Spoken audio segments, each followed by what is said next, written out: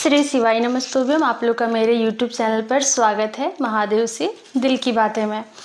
दोस्तों, मैं आज आप लोग को प्रदोष का व्रत के बारे में बताऊंगी। प्रदोष का व्रत करना कैसे है, उसका नियम क्या है और किस दिन किया जाता है, मैं आपको उसके बारे में बताऊंगी। उसके पहले मैं आपको ये बता देना चाहती हूँ कि मेरा एक ब्लॉगिंग का चैनल है जो मैंने न्यू स्टार्ट किया है। अभी 2-3 दिन ही हो रहे हैं। तो इंटरेस्टेड हैं तो प्लीज़ आप मेरे चैनल को जाके सब्सक्राइब कीजिए और मुझे फॉलो कीजिए।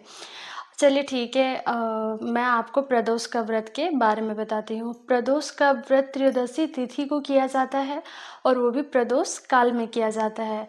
और आप इस चीज़ का भी ध्यान रखें कि प्रदोष का व्रत हर महीने में 2 बार आते हैं। एक शुक्ल पक्ष को आता है और एक कृष्ण पक्ष को। 2 बार प्रदोष का व्रत हर महीने में होता है। अगर आप प्रदोष का व्रत करना चाहते हैं तो प्रदोष का व्रत किन किन लोगों को करना चाहिए, क्या होता है जिसकी वजह से हमें प्रदोष का व्रत करना चाहिए, मैं आपको उसके बारे में बताती हूँ।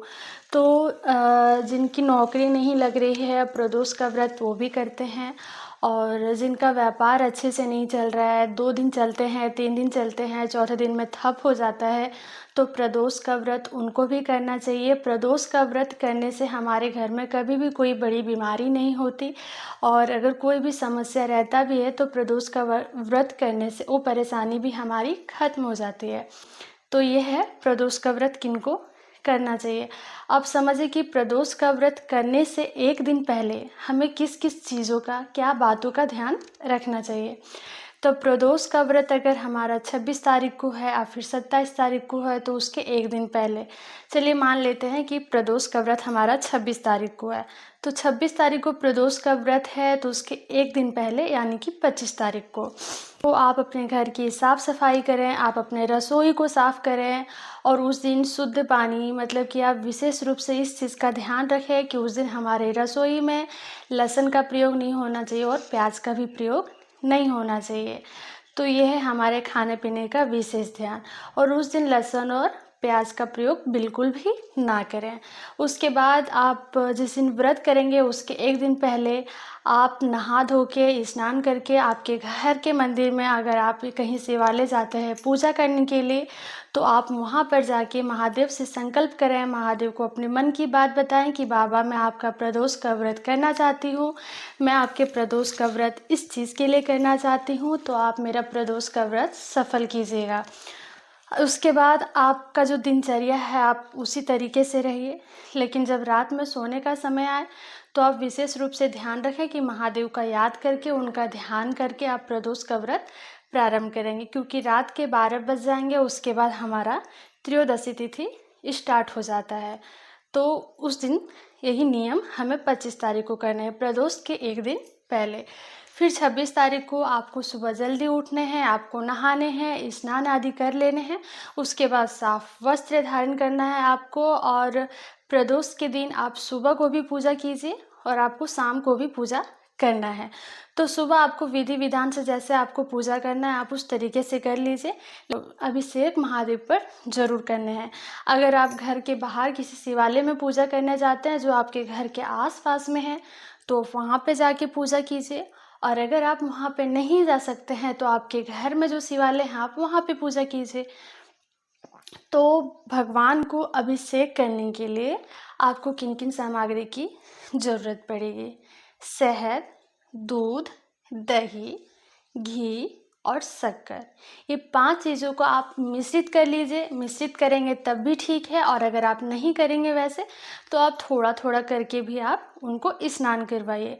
स्नान करवाने के बाद आपको विशेष रूप से ये ध्यान रखना है कि लास्ट में गंगा जल से स्नान जरूर करवाना है, और आप स्नान करा लीजिए। उसके बाद प्रदोष काल में आपको व्रत करना है ये, तो आपको विशेष रूप से ध्यान रखना है कि ये पूजा जो करनी है हमें 4:30 बजे से लेकर के 7 बजे के बीच में करनी है।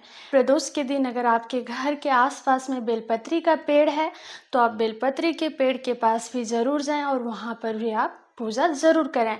बेलपत्री के पेड़ के नीचे कोई भी कंकड़ है तो उनको ही आप शंकर मान लीजिए और आप वहाँ पर जाके भगवान की पूजा कीजिए और माता पार्वती और महादेव का स्मरण कीजिए, क्योंकि बेलपत्री के पेड़ के नीचे शाम के समय में शास्त्र में कहा गया है कि जितने भी देवी देवता रहते हैं वो विराजमान रहते हैं। अगर आप किसी धन के लिए या फिर कोई किसी भी चीज़ के लिए, किसी भी समस्या के लिए अगर कोई परेशान है तो उनको एक बार प्रदोष का व्रत जरूर करना चाहिए। फूल और लाल फूल अधिक उत्तम माने जाते हैं। तो आप प्रदोष के दिन अगर आप महादेव की पूजा कर रहे हैं तो उस टाइम पर आप फूल भी शिवलिंग पर जरूर समर्पित करें। और आप ये ध्यान रखें कि फूल जब आप समर्पित करेंगे तो फूल का मुख हमारे इधर नहीं होने चाहिए, महादेव की तरफ होने चाहिए। अगर आप फूल समर्पित कर रहे हैं तो आप ये भी ध्यान रखें कि फूल उल्टा ना चढ़े, फूल को हमेशा सीधा चढ़ाएं और वो फूल का मुख जो रहेगा वो हम लोग की तरफ नहीं, अगर महादेव की तरफ होने चाहिए। आपको इस चीज़ का भी ध्यान रखना पड़ेगा। सकते हैं आपके अंदर जितनी सहन शक्ति हो उस हिसाब से आप निर्जला उपवास भी कर सकते हैं, और अगर निर्जला उपवास नहीं कर रहे हैं तो आप फलाहार भी कर सकते हैं, फल भी खा सकते हैं और पानी भी पी सकते हैं।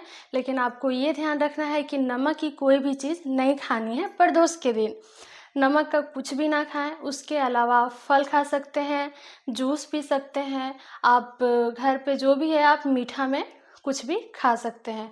और अगर आप प्रदोष का व्रत कर रहे हैं तो उस दिन आप विशेष रूप से ये भी ध्यान रखें, किसी भी पेड़ की डाली या फिर बेलपत्र को भी आप नहीं तोड़ सकते हैं और ना ही फूल तोड़ सकते हैं। अगर आपका उपवास है, अगर आप व्रत किए हुए हैं तो आप किसी दूसरे से तोड़वा सकते हैं, लेकिन आप खुद ये ना करें, नहीं तो आपका व्रत यहाँ पे भी खंडित हो जाएगा। अगर आपको मेरी वीडियो पसंद आई हो तो लाइक करें, शेयर करें और सब्सक्राइब करें। धन्यवाद। श्री शिवाय नमस्तुभ्यम।